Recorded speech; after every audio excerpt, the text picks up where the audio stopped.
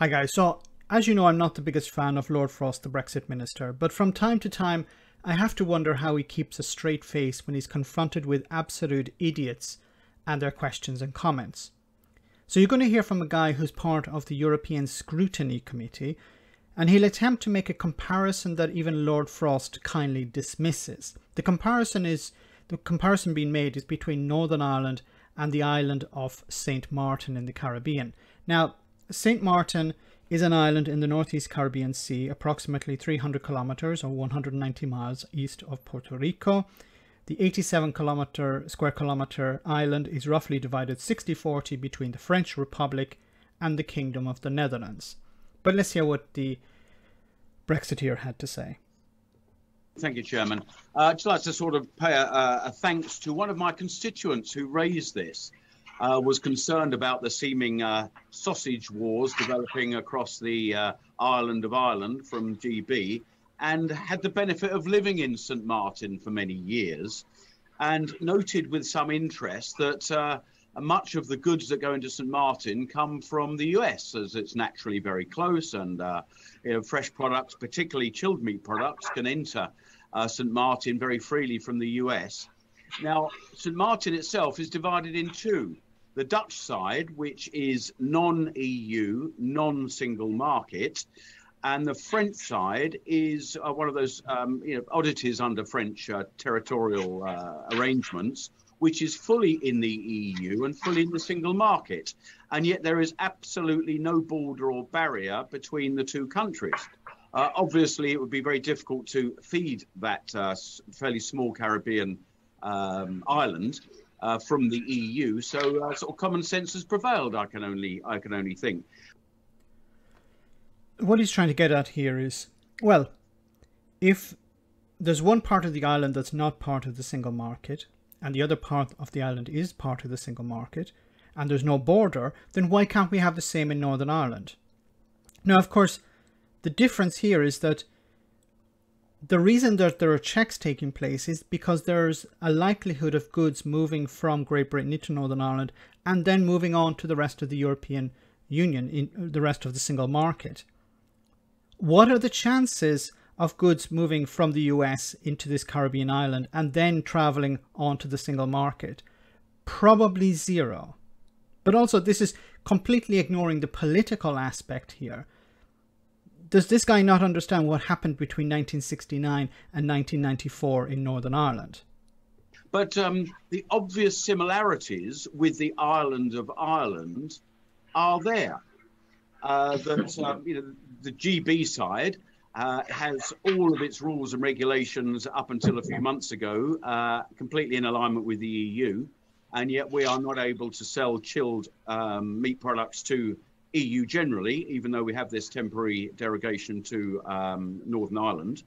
And yet seemingly a non-EU member, i.e. the US, seems to be able to sell into the EU single market, i.e. French St. Martin, without a buyer leave or care. Because they're not moving on to the rest of the single market, you idiot.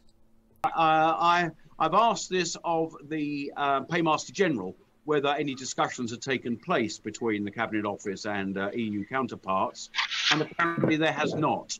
I just wondered if this had come across your radar thus far, and if you had any thoughts on what seems to be a conundrum that seems to be easily solvable by the EU when it wishes to. This is hilarious. This is hilarious for so many reasons, but the most funny part about all of this is that people like him would have pushed the idea that Britain holds all the cards. They need us more than we need them when it came to the European Union. And now they're trying to find ways around the rules. They're trying to find a way to convince the European Union to give the UK something extra. I thought you held all the cards. I thought you were in command of the situation. Yes, thank you, Mr. McKinley. Yeah, I at least a little bit aware of it, though I think others can be forgiven for not being. Sorry, I just have to stop for a moment. What do you think the chances are that a constituent of some politician would have held the key to the problems facing Northern Ireland?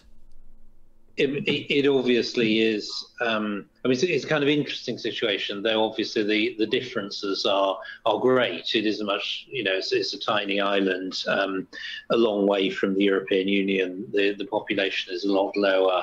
The risk of diversion of goods, which is one of the big issues in this context, is obviously quite different. So I'd be hesitant to draw any sort of very strong parallels, except in one respect, that it shows that the EU can, when it makes sense to, agree arrangements that are different to the norm.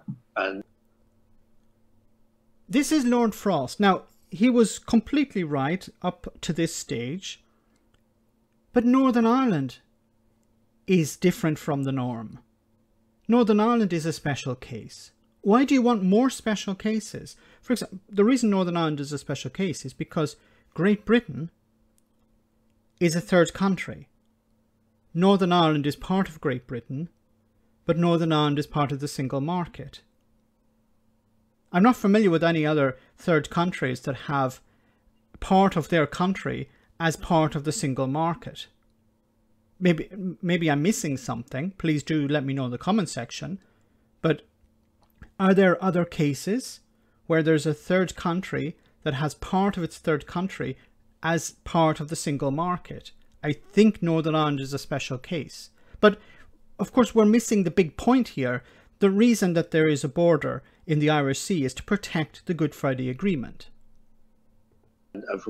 I'm not familiar with St. Martin having some equivalent to the Good Friday Agreement. Rules say, and although it is only a very small and quite different context, it has been done, and context-specific application of rules is important. So I think it's useful to have that example in mind. Different things can be done in different contexts, but obviously the scale in Ireland is different, and we have to be realistic about that. I never thought I'd see Lord Frost as being the voice of reason in the room. Yeah, I hear your thoughts on that. I was hoping you might be a little bit more positive about what this might offer you as a... You have to be more positive. You have to believe more in Brexit. See, if you believe more, then sausages can flow freely from Great Britain into Northern Ireland. That's all it requires, belief. A hand of cards to play. I mean, the similarities, I think, are greater than you've laid out there. Yes, of course, the island of St. Martin is very small, but part of it is fully EU and fully single market territory. And yet, I'm not worried about stuff going from St. Martin back to what I might call mainland EU. Obviously, I'm sure that would be very, very small. But the principle is there that stuff goes into the EU single market on an island nation that is of two parts, which is not vastly dissimilar to the island of Ireland. It is vastly dissimilar, you idiot. A sort of an island of two parts, as it were, and there being no physical land border between the island of Ireland and the rest of the much vaunted EU and single market. So, yeah, I understand that is probably what they will say. Oh, well, it's all very small, we don't worry about it. But a principle is a principle. It either is EU land or it is not. And they've accepted this because it is convenient to do so. What did I just say about Northern Ireland? Northern Ireland is a special case. There are special cases.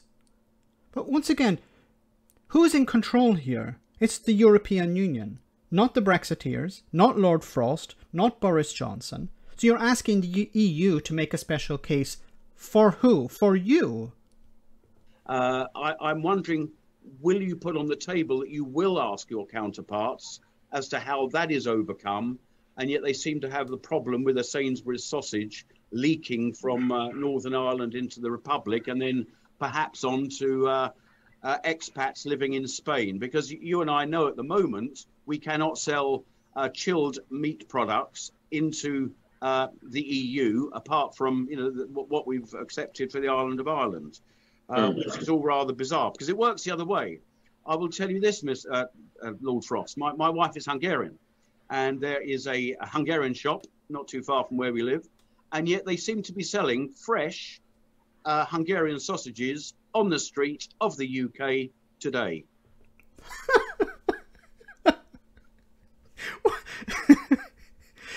Because your government decided not to impose checks on goods coming from the EU into the UK.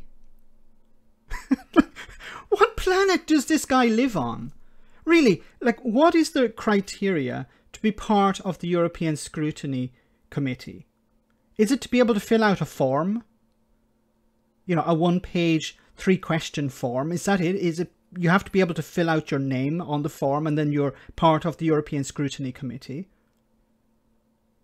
This guy represents the UK government, and he doesn't understand that there are no checks taking place, or very, very few checks taking place on goods moving from the EU into the UK. And he doesn't understand why there are checks on goods moving from the UK into the EU, into the single market, I should say. He doesn't understand this. And he's part of the European Scrutiny Committee. And his wife is Hungarian. What planet is he on? Really, guys, I'm tearing my hair out. I almost have none left. But these are the people who are in charge. People who understand nothing, less than nothing. And they have to be humoured by Lord Frost or by Boris Johnson or by experts. Boris Johnson and Lord Frost, of course, are not experts, but the experts have to humour these people because they're public representatives. I give up at this stage. Let me know in the comments section, guys, what you think. As always, your comments are greatly appreciated. Thanks a lot. I want to say a big thank you to all of my patrons. You ensure that this channel continues to exist. I'm eternally grateful for all of your support. If you join Patreon, you will receive instant access to our Discord server, where we have both audio and video chats. You can chat with me and other patrons, where we discuss important and non-important issues. Becoming a patron per month costs about the same as a large coffee, so why not check it out?